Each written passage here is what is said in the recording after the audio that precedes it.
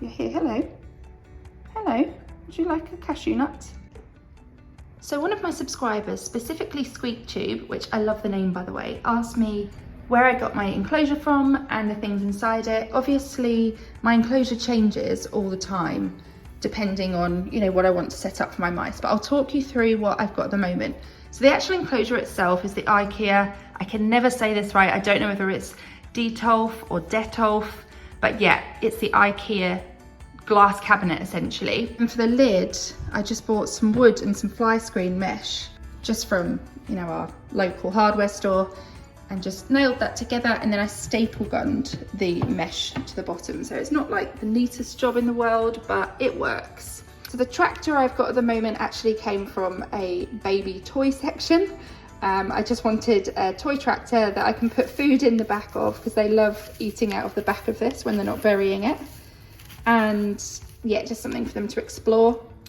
The wheel was from a pet store, but I'm actually going to be upgrading this to a 12-inch wheel soon, or thereabout. I know they say that 15 centimeters is the very bare minimum, although 20 centimeters is recommended for mice. But better than that, I would like to go bigger. I would like to go 30 centimeters, 40 centimeters, because I've got a lot of space in this enclosure. It just depends what I would be able to fit height-wise. So at the very least, I would go 20 centimeters in here and then have 30 or 40 centimeter wheels that I can take outside of the enclosure for free roam time. So then these things you can all get from reptile sections. Occasionally you will find them in the small animal section if you've got a good pet store. This climbing rope actually came with one of my rescue mice actually. So that one came with them. The spinning wheel also came with them, and I'm on the fence with spinning wheels. I think that they actually get quite a lot of enjoyment from them. I would like something bigger, so I'll probably upgrade that to a bigger, I think they call them flying saucer wheels. The one thing with wheels that you want to be careful about is that they've got a solid base, and mesh wheels or wire wheels can cause injuries to mice.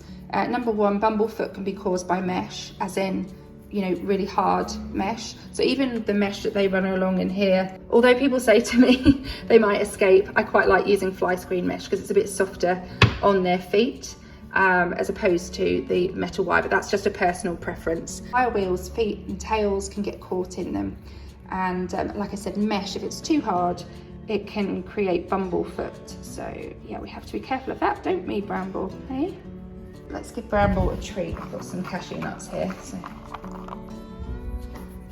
Bramble, where have you gone? Oh, you're here. Hello. Hello. Would you like a cashew nut? There you go. So moving on, this one actually came with one of the metal wire cages, which I do not like to use, when I rescued a couple of my recent mice. And it's actually really long. It goes all the way underneath their bedding here so that they can run, under and out of it, which they really like. And I kept that in there because I was introducing new mice to the enclosure and I wanted them to have something that smelt like them. So that's why quite a few of their bits are still in this specific enclosure. And the next one that I do is going to be my Halloween enclosure, and this is all going to change. So then I have obviously little balls. Again, that did come from the small pet section. This one did come from the small pet section, and I took off the metal bits and then I just tied normal string through here and attached it that way. These are bungee cord ropes just from a hardware store. They love these, and as long as I tuck the hooks under, it's all good. The hooks, these, all you want to make sure is that they're not sharp hooks. Now, these have got blunt, like smooth edges, so they're actually fine. The fairy lights I've got are actually on the outside of the enclosure. They're just running along the windowsill, not inside their enclosure. Obviously, we wouldn't want them to eat them. And also mice, the only time that I really have these on is during the evening hours when they're really active. During the day, I kind of want to lower that stimulation. I also want to add that although my enclosure is in a window so that they have natural light, this particular window never gets sunlight coming directly through it. It's really important because you've got to obviously maintain a steady temperature for them. Their beds, as you know from my previous videos, always change.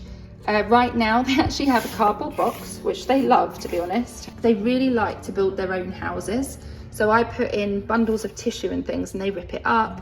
I give them obviously their hay, and usually I have lots of hemp bedding in there as well. Again, I've kind of switched their bedding up a bit. They've got a bit more hay this time. I always try and have a few different wheels. So because I've got quite a few girls at the moment, I've got 3 wheels for them to run on.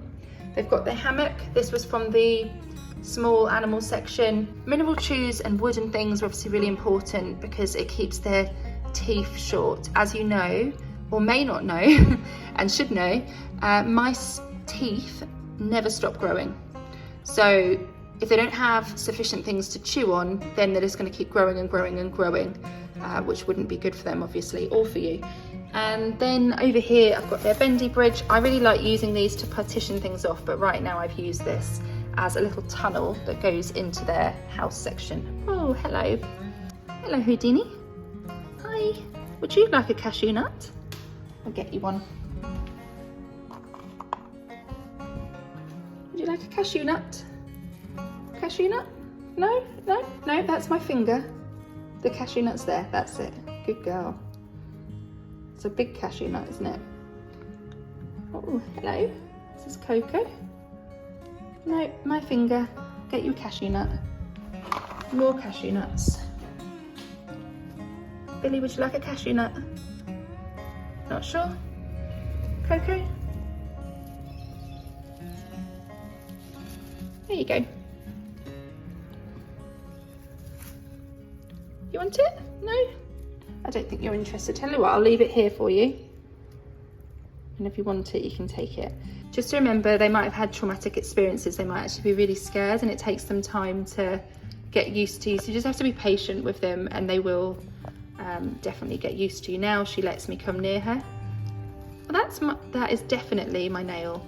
You know what it is? I hadn't had my nails done for a really long time, and now I've got this kind of gel French polish on them, and I think they think it's something for them to take because it feels different and probably smells different as well.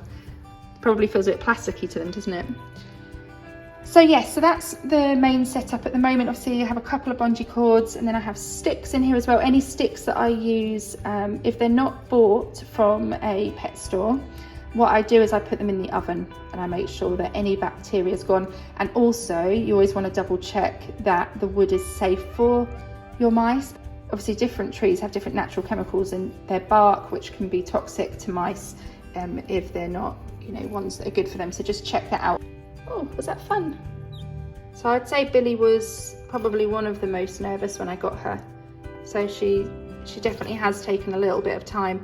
The thing I love about this enclosure is because you can come from the top, and because it's not super deep, you're able to kind of put your hand in at any point along the enclosure. It's really easy to kind of bond with them and spend time with them. But obviously making sure that there's lots of places to hide. Like even when I put things like this in here, I make sure there's a gap behind. I make sure there's lots of bedding underneath it. Your bedding, you kind of want, you know, you want to be able to really like put your hand all the way down, you know, because you've got to think mice are tiny and they need room to burrow. So you want to measure by using your hand, your arm. It doesn't matter if you put it in where it's slightly thicker at one end in the beginning, because your mice will drag all of the stuff to where they want it to be, you know. So just put it in how you think at the beginning, and I promise they'll just move it all around however they want it to be, won't they? Hey, yes you will, yes you will. This one here is a coconut shell. That's another hidey. That's the other thing I was going to say, is just make sure that you've got hides at every kind of point of the enclosure. So I've got one here, I've got somewhere to hide here, we've got somewhere to hide here, we've got somewhere to hide here, and we've got somewhere to hide here. You know, they are a group, they love each other, but they do fight, you know, they are like siblings in a way. And that means that at times they're going to want some space from each other. But not only that, at times they're going to want to feel safe from the outside world as well. So they need lots and lots of places to hide. So I hope that's been helpful. Please leave some comments down below if there's any other questions you have about the enclosure or my setups. I'll leave some links to my other enclosure setups as well, so that you can get some further ideas.